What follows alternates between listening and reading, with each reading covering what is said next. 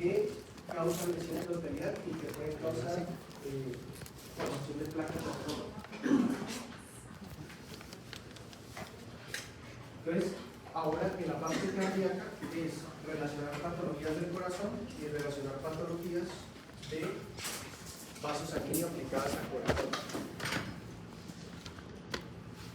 Entonces tenemos que el corazón tiene un peso aproximado de 250 a 320 gramos en mujeres, de 300 a 360 gramos en el hombre adulto. Ya con eso, ¿qué les está diciendo?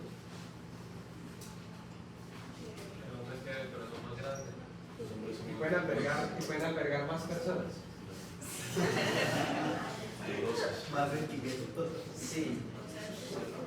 Ya eso ya nos está hablando del volumen sistólico. ¿Cierto que sí? Eso ya nos habla de volumen sistólico. Porque se supone que a más peso es más tejido magro, ¿sí? Y por lo tanto más músculo para el funcionamiento. Eso también nos habla de la volemia. Normalmente el hombre tiene más volemia que la mujer, por lo tanto requiere un corazón más pesado y con más músculo para manejar esa volemia que tiene. La diferencia de volemia de un hombre a una mujer puede llegar incluso a diferencias de hasta 1 litro o incluso un poquito más. ¿Sí? Todo depende de lo que estemos comparando, la altura de la mujer en comparación a la altura del hombre que estemos comparando, masa muscular, etc. Los miocardiocitos están dispuestos en una orientación circunferencial. ¿Sí? La idea es ocasionar una contracción que sea más concéntrica para, digamos, potenciar ese exprimido de sangre, ese volumen sistólico, ¿sí? Esa salida de sangre del corazón a la circulación sistémica. El miocardio tiene función mecánica, obviamente, poner a circular, funcionar como bomba que pone a circular la sangre, pero también tiene función endocrina. Y pues la función endocrina de las más importantes es la producción del péptido natriurético, que se produce en mayor cantidad en aurículas, pero ventrículos también lo puede producir, pero en mucha menor cantidad. ¿Listo?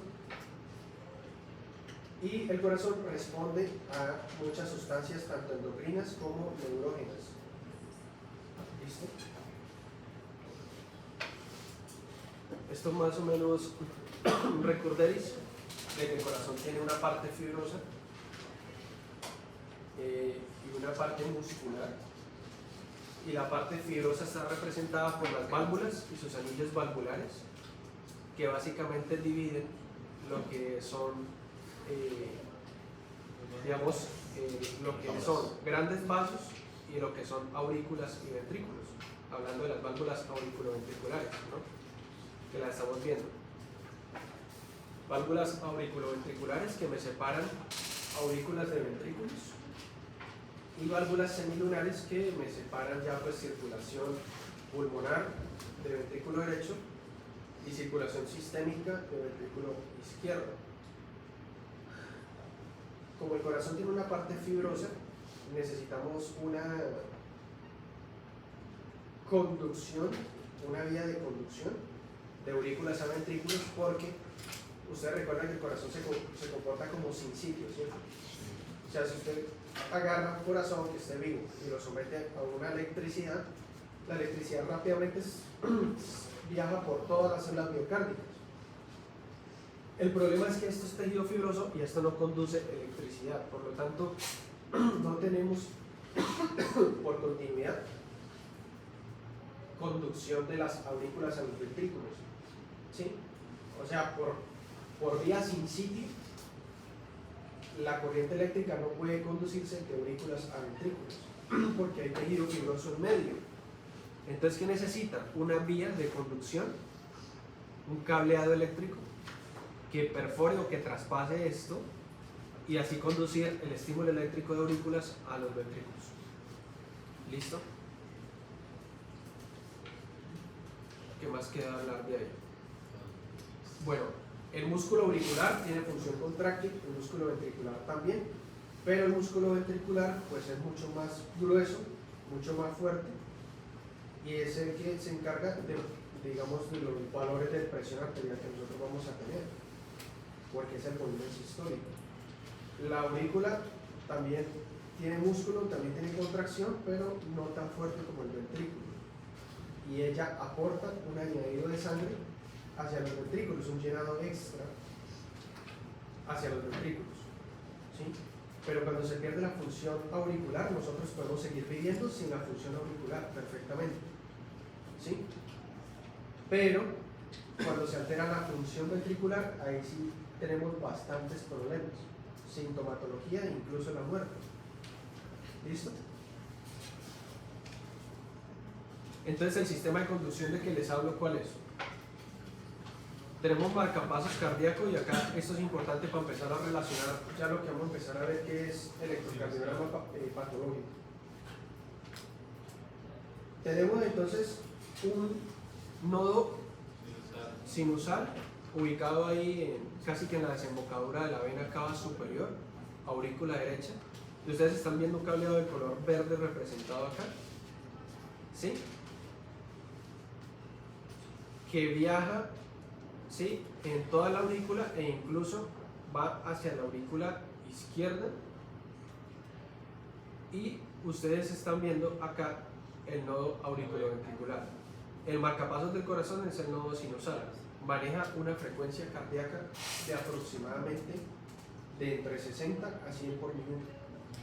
Por eso es que se habla que por debajo de 60 es bradicardia, por encima de 100 es taquicardia, ¿sí? Y dependiendo si es el nodo sinusal el que lleva la batuta, el mandato, hablamos de bradicardia sinusal o taquicardia sinusal. Si no es el nodo sinusal el que está llevando la batuta, pues ya son otros tipos de bradicardias, ¿sí? ¿Sí? Bradicardias, exacto, bradicardias de tipo nodo AB, bradicardias por bloqueos, taquicardias, por ejemplo, el paciente con fibrilación auricular tiene taquicardia sinusal o no. Paciente con taquicardia, ¿sí?, con una taquicardia, una frecuencia cardíaca de 150 por minuto, por ejemplo, que tiene una fibrilación auricular, le hacemos el electro y tiene una fibrilación auricular. ¿Eso es una taquicardia sinusal o no? Sí, se puede distinguir otra vez, sí, pero es que la característica de la fibrilación es que no se distingue esta esperanza. Entonces, si estamos hablando de fibrilación auricular, ya no estamos hablando de sinusal, ¿sí?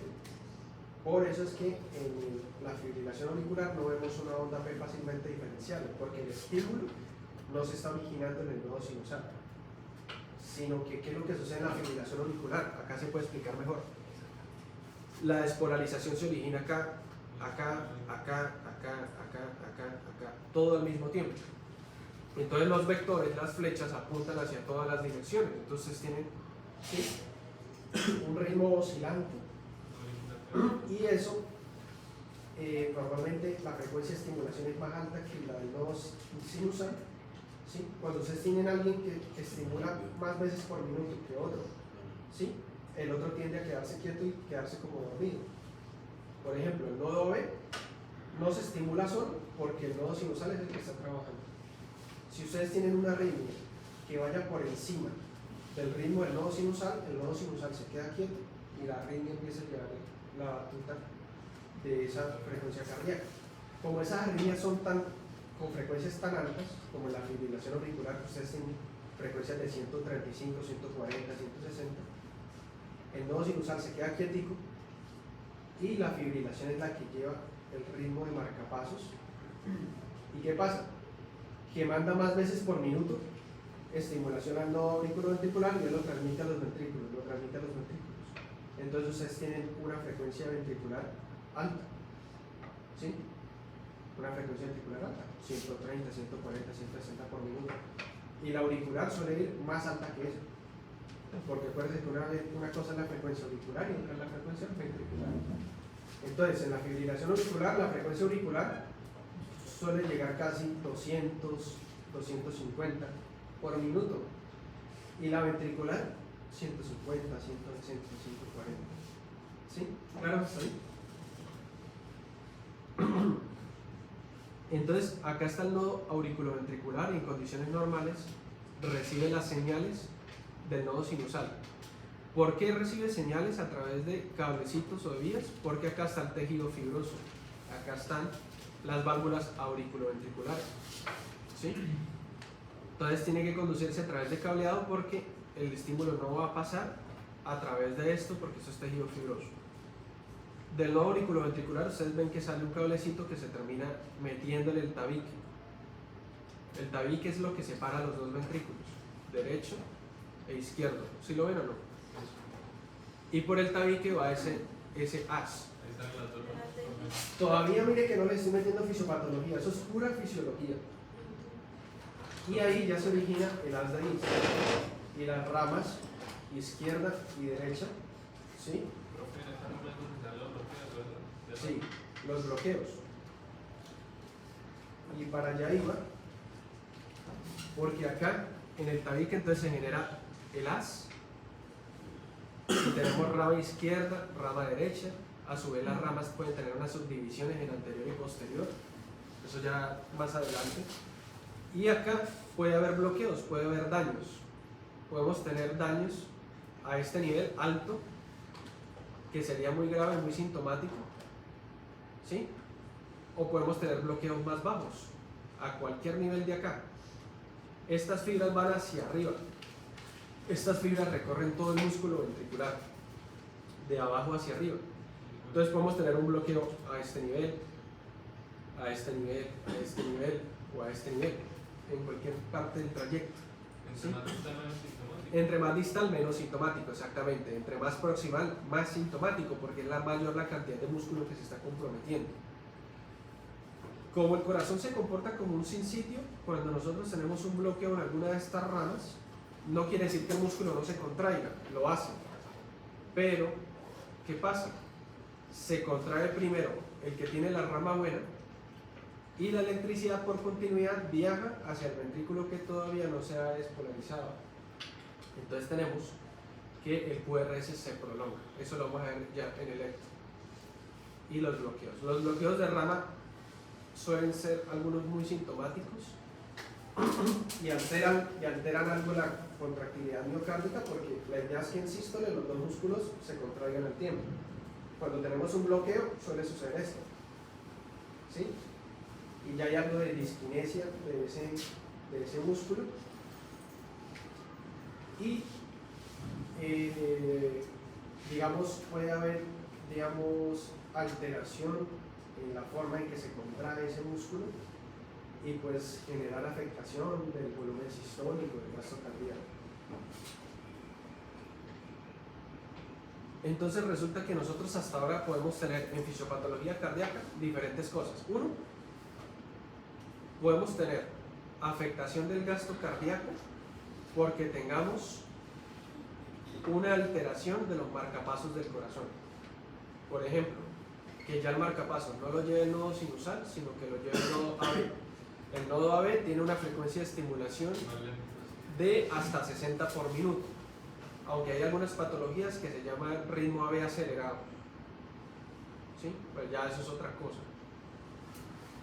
Hasta 60 por minuto. Entonces no es lo mismo usted manejar una frecuencia cardíaca de 70 a 80 a manejar hasta 60 por minuto, y de ahí máximo, ¿sí? De ahí puede manejar 50, 55, 52. Entonces, ¿qué sucede? Me afecta uno de los parámetros de el gasto cardíaco, que es la frecuencia cardíaca, ¿sí? Me afecta la frecuencia cardíaca, y al afectarme frecuencia cardíaca, la fórmula del gasto cardíaco se altera, y al afectarse la fórmula del gasto cardíaco, pues me puede alterar la presión.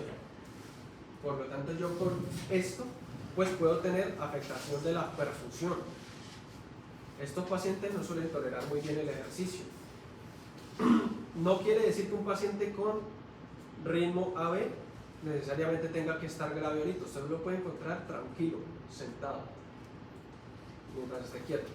Pero el paciente empieza a hacer ejercicio, empieza a caminar o empieza a hacer alguna actividad y empieza a sentir no dolor, no síntomas de isquemia, sino empieza a sentir como que le falta el aire, como que se cansa y se fatiga, porque la frecuencia cardíaca no da, ¿sí?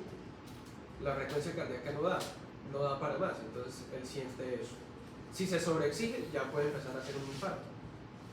Ese infarto sería por desbalance. Por desbalance sería un infarto más o menos tipo 2, por desbalance. Entonces, ¿qué sucede? Yo puedo tener afectación del gasto cardíaco por afectación del ritmo, ¿sí? Afectación del ritmo. Tanto por una bradiarritmia, como en el caso de una estimulación del nodo AB, como por una taquiarritmia, como por ejemplo en la fibrilación auricular. ¿Por qué puedo tener afectación del gasto cardíaco en una taquiarritmia como la fibrilación auricular? No sea el extrasístole de los aurículos. ¿Y por qué más? La dijeron por acá, no sé si la escuchó. ¿Por qué más? Hay un mecanismo más importante. Extrasístole y... Pero Extrasístole, sístole auricular. Bueno, sí, la sístole auricular y la acumulación del remanente que tienen en la aurícula. No, o sea, sí, pero hay uno más importante. ¿Por qué una taquiarritmia como la fibrilación auricular me lleva o me puede llevar a bajo gasto cardíaco? Una es por lo que él dice, se altera el volumen auricular, pero no necesariamente yo puedo tener bajo gasto cardíaco por eso.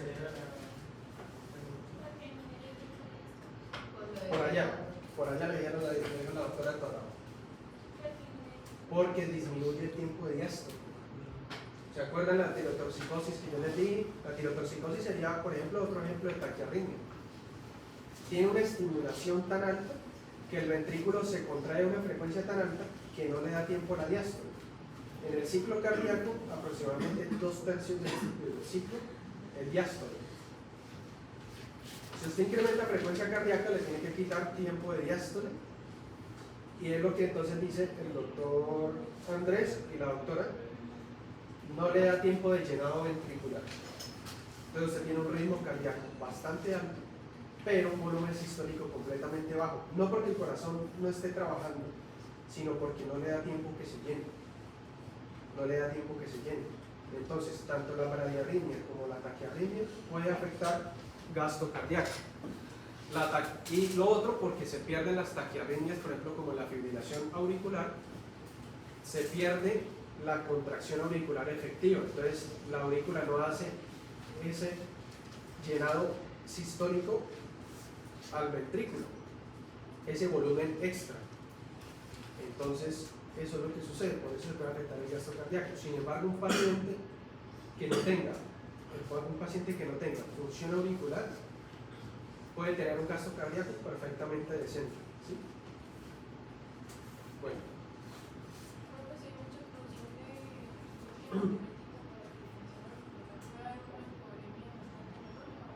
Normalmente no, porque el paciente, por el mecanismo de la sed, reemplaza. Y que si empieza a presentar natriuresis, empieza también la aldosterona a contraponerse. Nosotros siempre tenemos una y otra que le hace frente. Entonces la aldosterona empieza a ver que ella empieza a eliminar mucho sodio y se le para firme en la raya, y empieza ella a reabsorberlo. Él a botarlo y él a reabsorberlo. Y empiezan a jugar, ¿sí? Pero casi siempre termina ganando aldosterona, porque si usted se fija, un paciente, por ejemplo, con hipertensión arterial, que puede tener fibrilación auricular, él puede tener péptidos natriuréticos elevados. Y usted le ve actividad de aldosterona y tiene la aldosterona elevada, ¿sí? Entonces casi siempre termina ganando ella. Y lo otro es porque a medida que el corazón se vaya degenerando y se vayan perdiendo las células miocárdicas, usted va perdiendo células que producen péptido natriurético. Ese es el problema. Cuando el paciente ya está muy anciano, muy viejito, usted encuentra elevación de péptidos natriuréticos, ¿sí? Pero entonces se pierde esa concentración efectiva en las células que la producen. Entonces tenemos afectación del gasto cardíaco por eso. Todo esto es fisiopatología cardíaca. ¿Por qué yo les hablo de gasto cardíaco? Porque finalmente lo que nos interesa de la fisiopatología cardíaca, ¿qué es? Que termina afectándose el gasto cardíaco. Eso es lo único que nos interesa. O sea, todo confluye allá, si ustedes se dan cuenta. Porque el corazón tiene la función de ¿qué? De bomba. Por lo tanto, toda la fisiopatología va encaminada a estudiar por qué esa función de bomba falla. Y una de esas es bradiarritmias taquiarritmias. ¿Cuál es la otra? Que la frecuencia cardíaca esté bien, el marcapasos esté bien, pero tengamos un bloqueo a nivel de el haz de His o alguna de sus ramas. ¿Por qué? Porque, por ejemplo, si es un bloqueo de rama izquierda, ¿sí? Y el bloqueo está muy proximal, me afecta mucho la contractilidad miocárdica, porque ese potencial de acción que viene viajando está bloqueado ahí y no pasa. Entonces el potencial de acción sucede primero en el ventrículo derecho, en este caso, y luego pasa por continuidad esa corriente eléctrica a la izquierda, ¿sí? Pero no lo hace de manera tan efectiva como acá, porque es que miren la disposición de estas fibras, vienen de acá hacia acá, ¿cierto? De acá hacia acá. Entonces, ¿qué es lo que sucede? Que a medida que va pasando este estímulo, empieza a generar una despolarización de abajo hacia arriba, ¿sí? De abajo hacia arriba, para que se empiece a contraer primero esta zona, luego esta y termine abriendo acá la válvula. En estos trastornos de conducción no sucede esa contracción de esa manera tan efectiva, sino que todas las células del músculo miocárdico se despolarizan al mismo tiempo. Entonces puede suceder al contrario, de arriba a abajo, ¿sí? O al mismo tiempo. Entonces se inyecta sangre, sí, pero no se hace de una manera tan efectiva. Entonces los bloqueos de rama, si bien no necesariamente me tienen que alterar el ritmo, me pueden afectar el gasto cardíaco por alteración de la conducción y la contracción miocárdica. ¿Claros hasta ahí o no? Puedo tener afectación del gasto cardíaco no porque tenga una alteración ni de los nodos ni del haz, sino porque tengo alteración valvular. Por ejemplo, en este caso, una estenosis aórtica, acá estaría la válvula aórtica, una estenosis aórtica importante que lleva a que cuando se contrae el ventrículo, la válvula presenta resistencia al flujo, no se abre adecuadamente y llega menos cantidad de sangre a la aorta. ¿Eso es algo hablando de una hipertrofia? Sí, hipertrofia concéntrica. Pero depende, porque en el tiempo, como esta sangre va quedando ahí, se va alterando el llenado. Entonces con el tiempo podemos que encontramos algo también de una más excéntrica porque aumento. Sí, acomodarse al volumen, exactamente. Podemos tener alteración del gasto cardíaco por no una estenosis, sino una insuficiencia valvular también. El corazón, en cuanto a miocardio está bien, eyecta, la sangre viene y se regresa. Y es muy poca la sangre que llega a nivel distal, entonces afecta al gasto cardíaco. Lo mismo, el corazón tiende a hipertrofiarse por llenado acá por la parte del llenado de aumento del volumen. Podemos tener también por alguna patología mitral, por ejemplo una insuficiencia mitral. Cuando el corazón se contrae, la sangre pasa del ventrículo a la aurícula y no pasa hacia la aorta. Entonces tenemos que afectación de gasto cardíaco. ¿Listo? Lo mismo puede suceder del lado derecho, porque si tenemos una estenosis pulmonar muy grave, pues digamos el corazón izquierdo puede estar bien, pero una estenosis pulmonar grave me disminuye el volumen de sangre que llega a la arteria pulmonar, me disminuye el volumen de sangre que llega a capilares y me disminuye el volumen de sangre que me llega a aurícula izquierda. Entonces me disminuye el llenado de aurícula izquierda y por lo tanto el volumen del ventrículo izquierdo, y el ventrículo izquierdo funciona bien, pero tenemos un volumen sistólico bajito porque tenemos un llenado muy bajito. ¿Sí? Entonces tenemos ritmo, marcapasos, bloqueos, válvulas, y pues la otra sería función miocárdica como tal, que se perdería, por ejemplo, cuando ya tenemos un infarto, por ejemplo. Cuando hemos tenido infartos, ¿sí?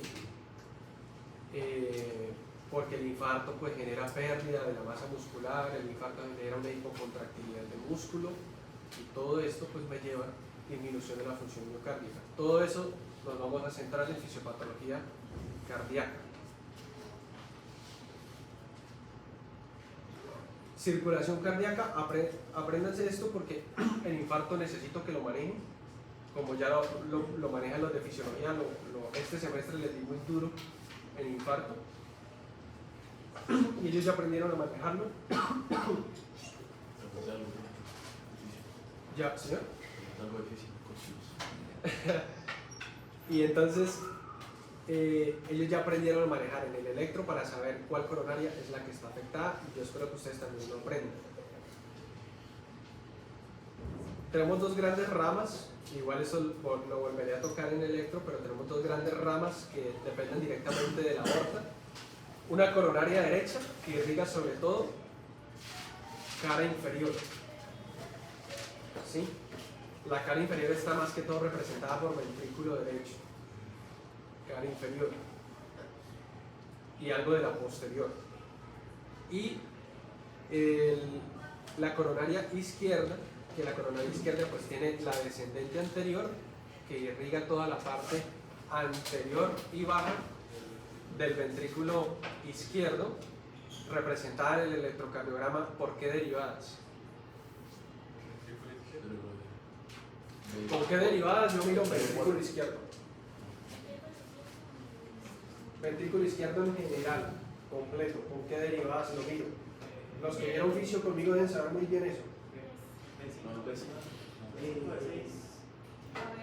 La lateral es ABF no. la pregunta. A ver, ¿Qué derivadas en el electro muestran ventrículo izquierdo? de uno, B1. a ver, ABL. y. O sea, para el también ABF. ABF cara inferior. Sí. Por allá. Nada. Acá. B5 y B6. B5, B6. Aunque B3 y B4 muestran cara anterior, que también forma parte pues, del ventrículo izquierdo.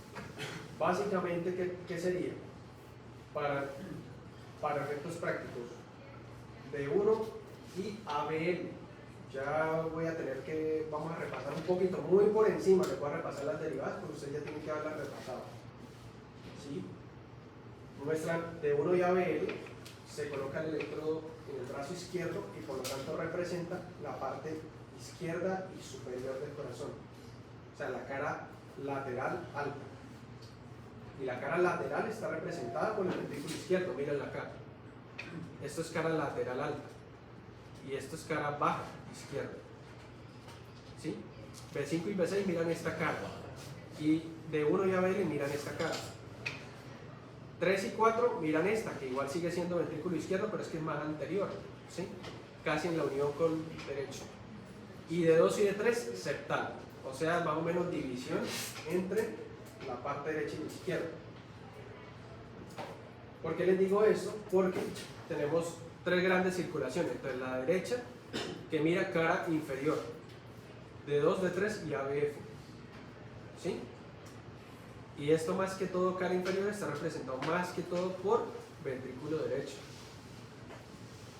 Y coronaria izquierda, que tiene dos grandes ramas, descendente anterior izquierda, que le da irrigación sobre todo a la parte de B3, B4, B5 y B6 y a la septal también. ¿Sí? Y tenemos la circunfleja, que ustedes la ven acá, que irriga la parte alta, miren la que ya está acá alta. ¿Sí? Entonces, con las alteraciones del electrocardiograma podemos suponer más o menos qué coronaria es la que está alterada.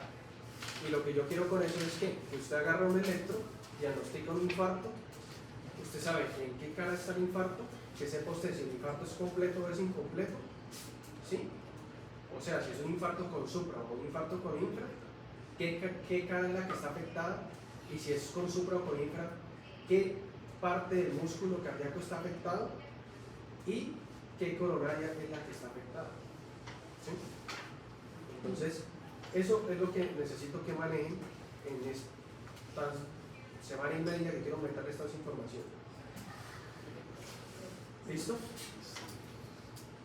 Eso es lo único que yo necesito que vayamos mirando, que es lo básico. Esto no es nada rebuscado, porque es que si a usted le llega un paciente con infarto, que le va a llegar, porque eso es común, pues no es nada rebuscado esperar que ustedes como médicos generales sepan leer un electro, sepan saber si el paciente sí se está infartando o no, sepan si la obstrucción es completa o incompleta, porque según eso es el tratamiento. Si es un infarto con supra, ¿qué hacemos? ¿Cómo? Fibrinólisis. Si es un infarto con infra, todo lo demás del infarto que vimos, ¿sí? Antiagregación plaquetaria, todo lo demás, ¿sí? Y se remiten, los dos se remiten, pero en uno se hace trombolysis y en otro no, ¿sí? Entonces, esa es la diferencia. Esa es la diferencia. Y que ustedes digan, ok, no, pues es un infarto con supra de cara inferior, es un infarto completo, subepicárdico, de cara inferior, porque está alterado de 2 de 3 y ABF, y por lo tanto que coronaria estaría comprometida. De cara inferior, de 2 de 3 y ABF, infarto de cara inferior, ¿qué coronaria estaría comprometida? Coronaria derecha. No es complicado. Entonces, mecanismos que llevan a disfunción del corazón. Mecanismos que llevan a un corazón disfuncional, insuficiencia de la bomba, o sea, un corazón que no se contraiga adecuadamente, porque tiene deficiencia de músculo o porque tiene de pronto alguna arritmia que condiciona que no se contraiga adecuadamente. Por ejemplo, un paciente que está en paro cardíaco por una fibrilación ventricular. ¿Sí? La fibrilación ventricular, el corazón está de esta manera, los ventrículos, y ni se relajan ni se contraen. Entonces, ¿qué sucede? No hay una contracción efectiva ni tampoco una relajación. El volumen de sangre del corazón queda ahí estancado, no circula. Entonces, eso es lo que pasa y se altera la función de bomba cardíaca. Por ejemplo, en las taquiarritmias se puede afectar también esa función de bomba. En el infarto se puede afectar esa función de bomba porque el músculo que se está infartando sigue mostrando actividad eléctrica, pero está como aturdido y no se contrae de manera adecuada. Entonces el paciente pierde ahí en ese momento músculo funcional. Obstrucción al flujo, ¿qué sería?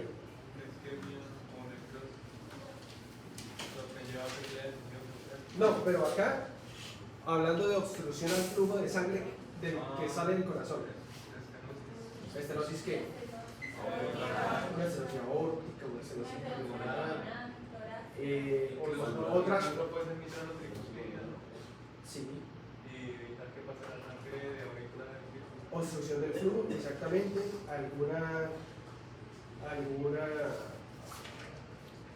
Alguna patología, bueno, estenótica o de tipo. Bueno, es que abajo está regurgitación del flujo, entonces no aplica. Pero obstrucción del flujo, sobre todo patologías estenóticas. De pronto, alguna patología a nivel de la aorta que condicione algún tipo de fístula o algún tipo de obstrucción del flujo sanguíneo. Una coartación. Sí, algo así, exactamente, una coartación. Sería lo más común sería la patología valvular. Regurgitación, patología valvular, o una insuficiencia, o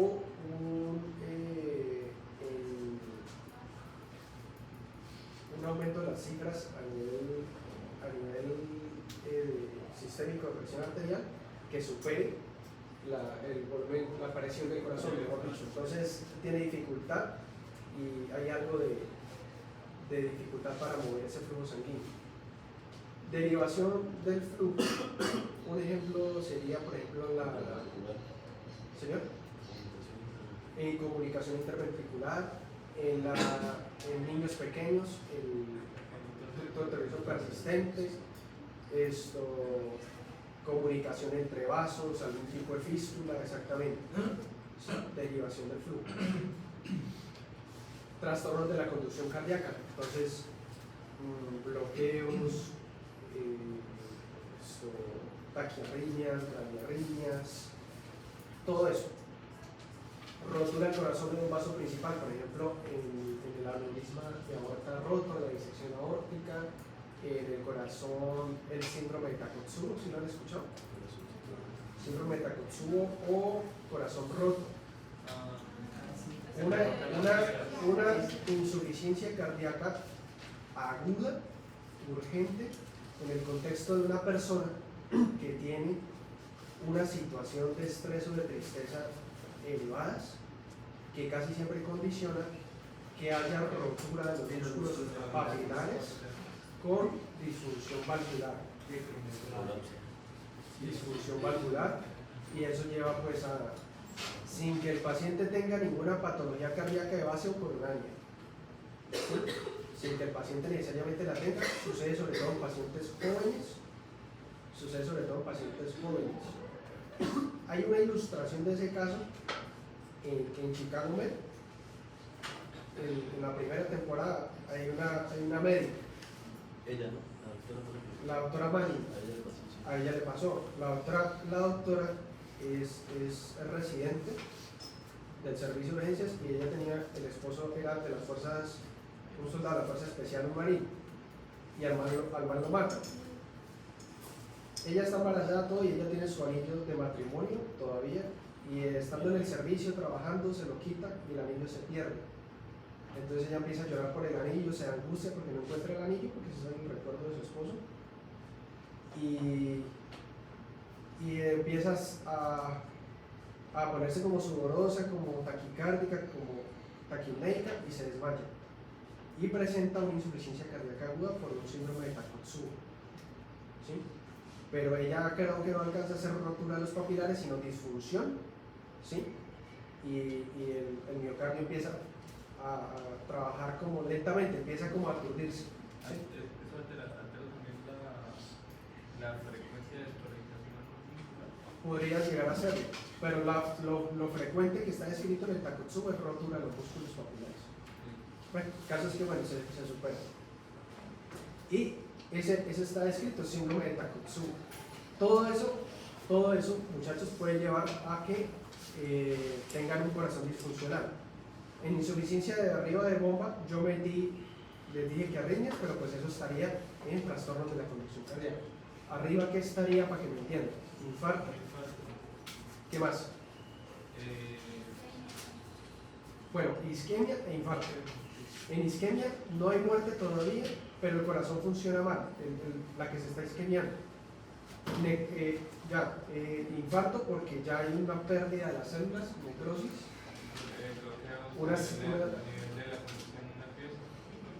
De la conexión eléctrica. Pero entonces esa la colocaríamos abajo, trastornos de conducción cardíaca, arriba, insuficiencia de bomba. Una pericarditis constrictiva, por ejemplo. ¿Sí? Tienen un derrame pericárdico, que yo les expliqué qué días, cómo se diagnosticaba, que se inclinaba hacia adelante y todo. El derrame pericárdico es tanto que comprime el corazón y no permite un llenado adecuado. ¿Sí? Eso es una insuficiencia de la bomba. ¿Cuál otro?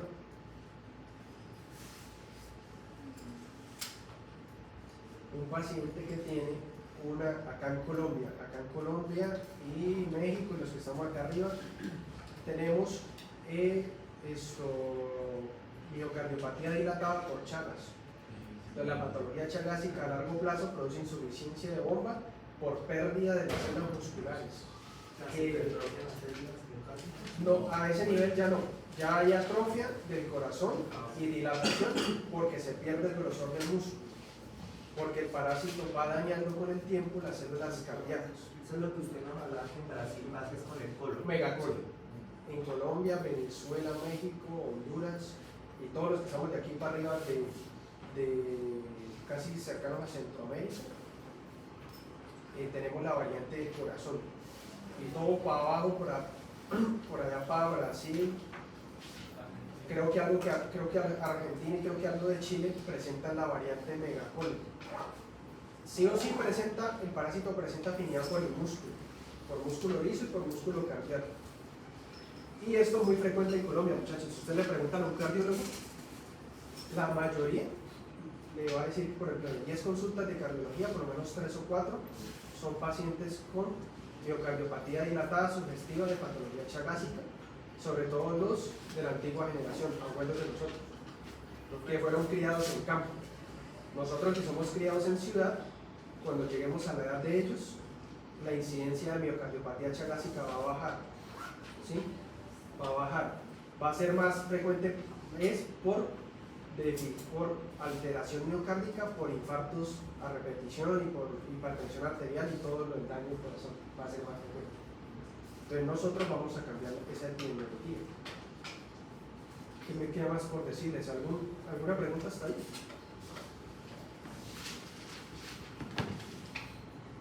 Dejemos hasta ahí. Bueno, les voy a molestar con quiz. De por sí ya se me hizo tarde. Cuando habíamos hablado de